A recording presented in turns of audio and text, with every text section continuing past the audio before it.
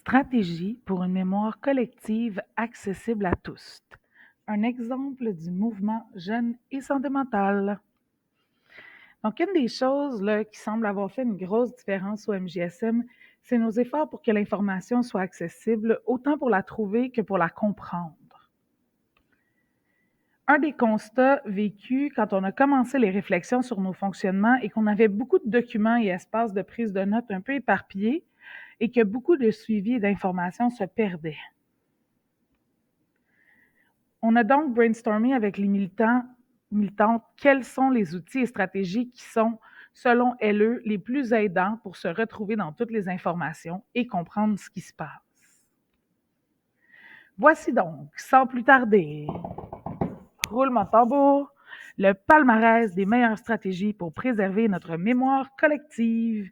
Ça, quand on dit ça, mémoire collective, là, ça a l'air peut-être un peu intense comme terme, mais c'est juste de réfléchir à des stratégies qui nous permettent là, de conserver des traces de qu'est-ce qu'on fait, de comment on le fait, des décisions qu'on prend, des réflexions qu'on a ensemble, puis de les conserver quelque part qui sont trouvables et utilisables par les personnes.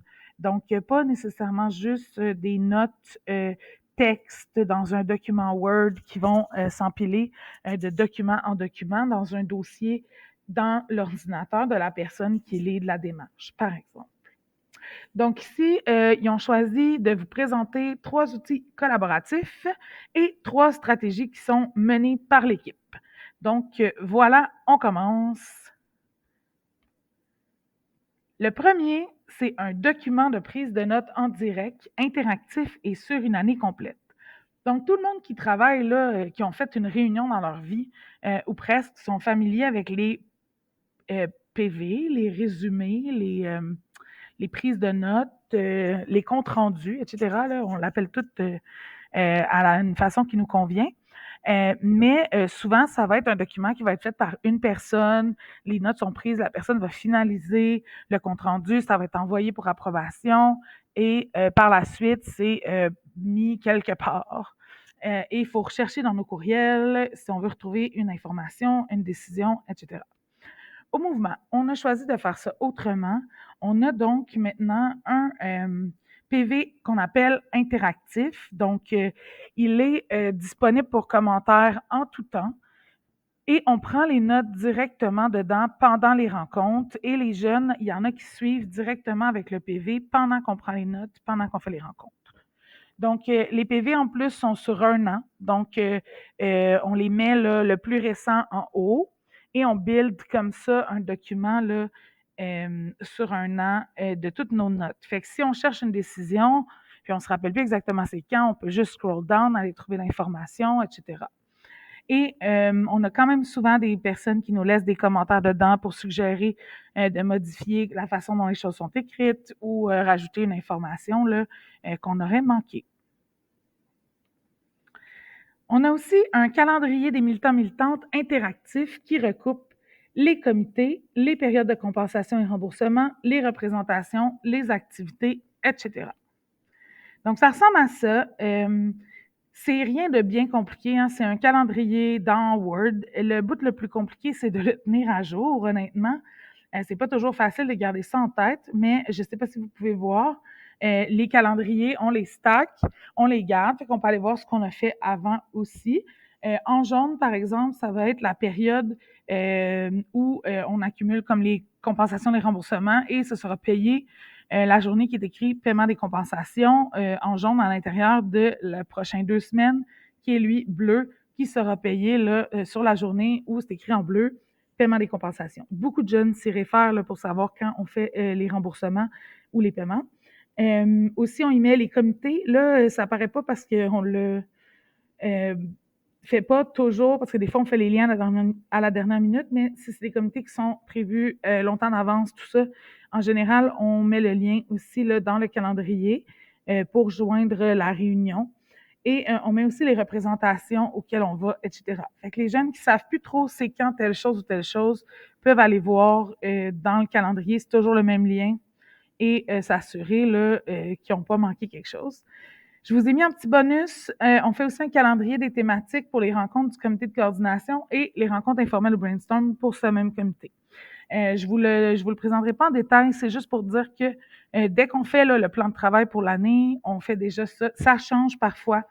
On le nomme à ce moment-là. On clarifie qu'il y a des modifications qui sont faites. Il y a aussi une journée qui s'écrit incertain. Des fois, on a un trou dans ce qui s'en vient, mais c'est comme les grands thèmes qu'on va aborder là, dans nos rencontres, en plus des suivis réguliers. Ensuite, le troisième, où suis-je?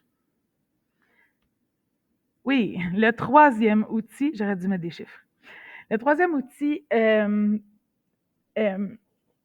c'est notre bilan évolutif pour écrire à grands traits les activités et actions, autant externes que structurantes, depuis 2016.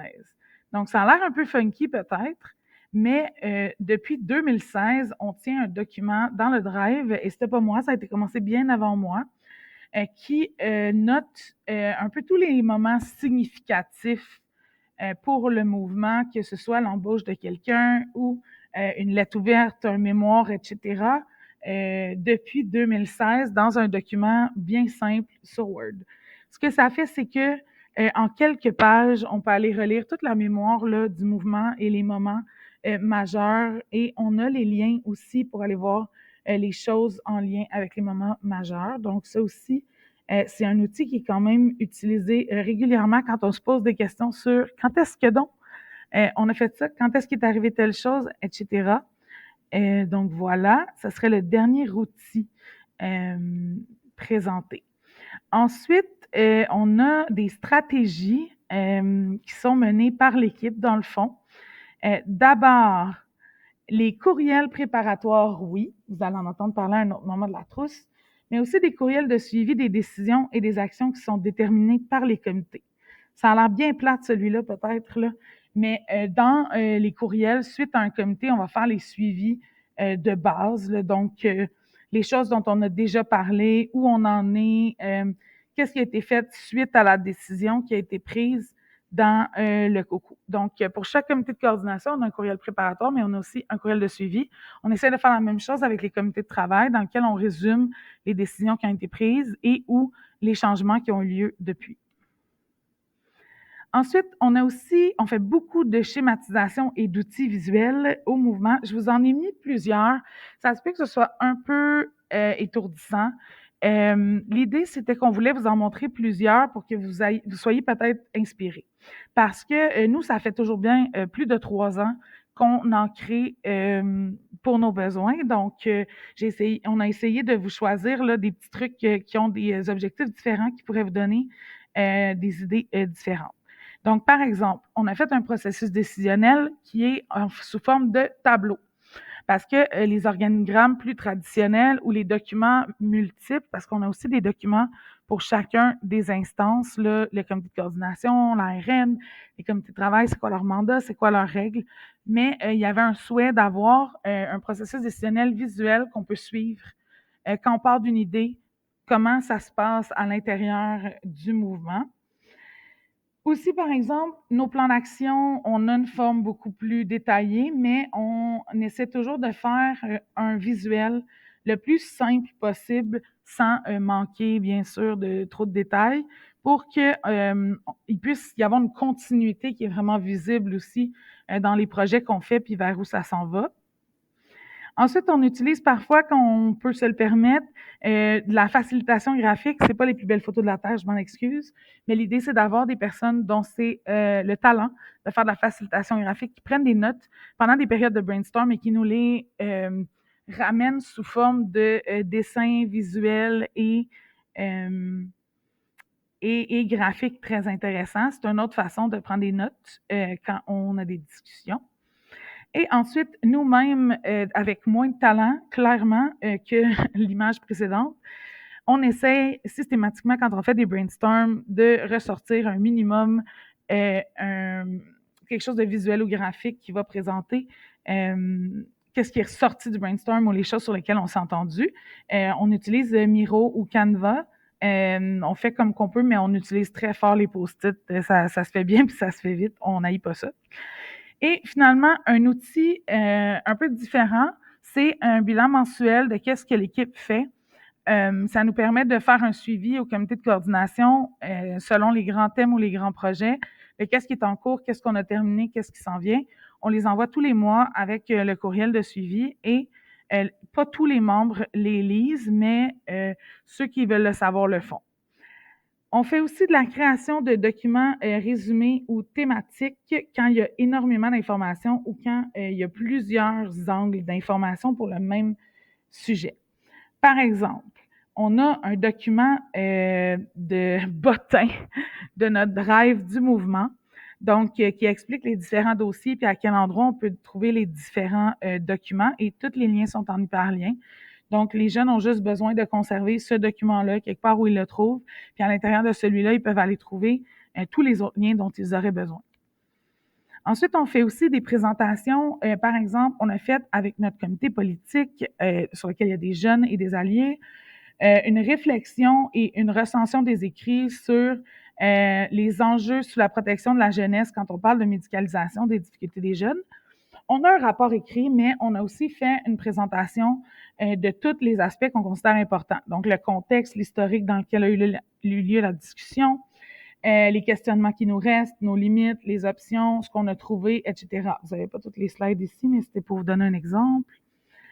Ensuite, on a aussi, par exemple, un document de ce genre-là pour tous les mandats, engagements et compositions de notre comité de coordination. Ça revient là au rôle et mandat d'un CA dans notre cas. On explique là, les valeurs du travail ensemble. C'est quoi les engagements minimaux attendus? C'est quoi les rôles des personnes sur le COCO? C'est quoi le rôle du comité de coordination? Comment on fait les élections? Quels sont les sièges, etc. Mais de façon visuelle, thématique et plus facile à suivre parfois pour certaines personnes du groupe. Donc, comme mentionné plus tôt, là, on vous en a montré beaucoup. J'ai passé vite. L'idée, c'est pas de vous faire évaluer en détail nos propres outils. L'idée, c'est d'essayer de partager là, des connaissances qu'on a développées, des façons de faire qui fonctionnent pour nous. On sait bien là, que ça peut avoir l'air bien intense, mais comme on disait, ça fait plus de 3 ans qu'on met en place les outils, mais ils ont été construits un à la fois aux besoins. Là, et on espère que les exemples partagés vont pouvoir vous inspirer dans la création de votre propre mémoire collective. Là. Un outil à la fois, une réflexion à la fois, une construction à la fois.